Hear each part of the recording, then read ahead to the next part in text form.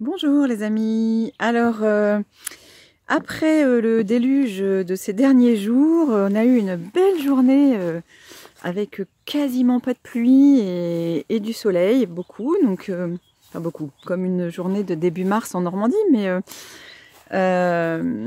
du coup c'est chouette parce que voilà, j'avais envie de vous parler du solaire. Voilà notre parc là de panneaux solaires, on en a 9. Et je voulais aussi vous parler du jour où j'ai testé les limites et où j'ai fait péter les plombs. Parce que dans le mois qui vient de s'écouler, il y a eu au moins une autre journée de soleil. Il y a eu beaucoup de pluie, de vent, etc. Mais au moins une journée de soleil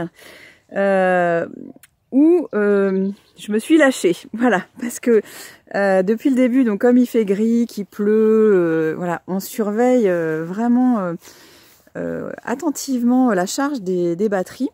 Donc je vais vous montrer. Donc là, voilà, les panneaux solaires sont là, et puis il y a un fil qui passe dans le tuyau qui est là et qui rejoint la Tiny. Et tous les appareils, le local technique est là en fait dans le coffre à l'avant de la Tiny. Et donc dans ce coffre, on a les batteries.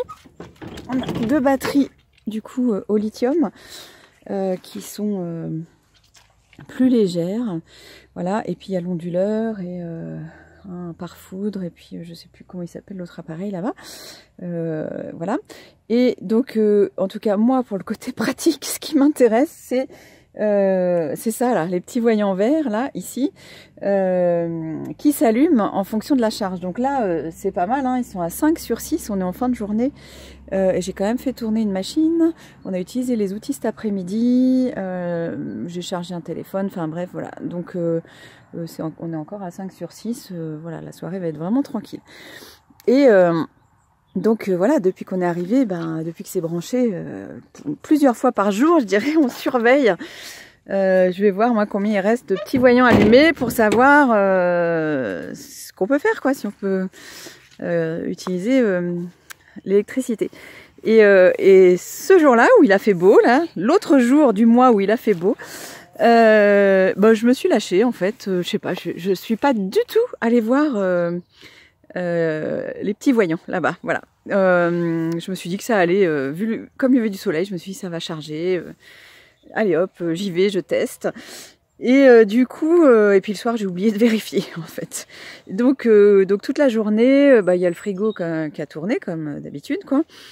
Et puis j'ai fait de l'eau avec notre distillateur, donc qui est une machine qui chauffe l'eau et qui permet de l'évaporer, et puis elle retombe comme de l'eau de pluie en fait à travers un filtre à charbon.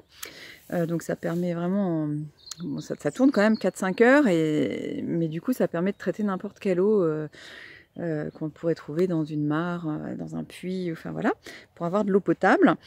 Donc j'ai fait de l'eau, j'ai fait une machine à laver, fait tourner une machine à laver, j'ai regardé un DVD, et puis j'ai oublié d'éteindre l'ordi après, donc ça c'est pas terrible pour les batteries.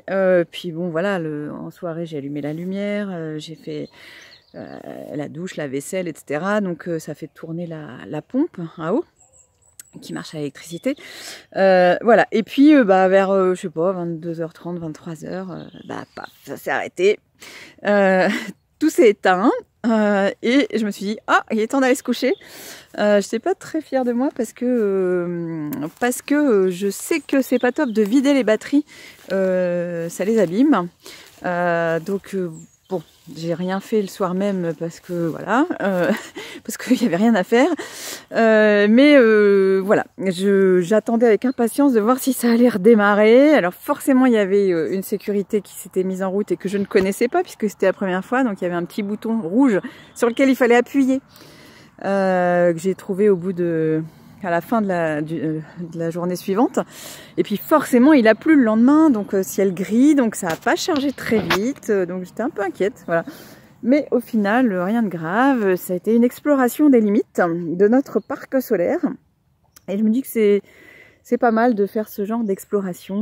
Bon, c'est pas trop risqué non plus, j'étais toute seule, ça a mis personne en danger, et Voilà, ça permet de savoir jusqu'où on peut aller. Après, voilà, on est censé installer une application sur le téléphone qui permet de contrôler aussi en direct la consommation et la charge. Mais pour l'instant, j'y arrive pas. Voilà, j'ai plein d'autres choses sur ma liste en priorité. Et puis c'est le genre de truc qui me gave un peu. Voilà. Voilà, donc voilà pour le côté pratique et expérientiel. Pour des données un peu plus techniques, je pense qu'on fera une vidéo avec Nicolas dans quelques temps pour ceux que ça pourrait intéresser, parce que moi, ma terminale scientifique est loin derrière moi, et toutes les histoires de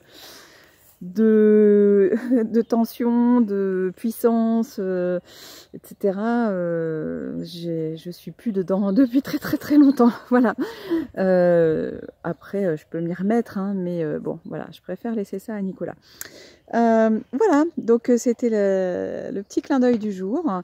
Il y a un ciel magnifique là. Je sais pas si je peux voilà, le soleil est en train de se coucher.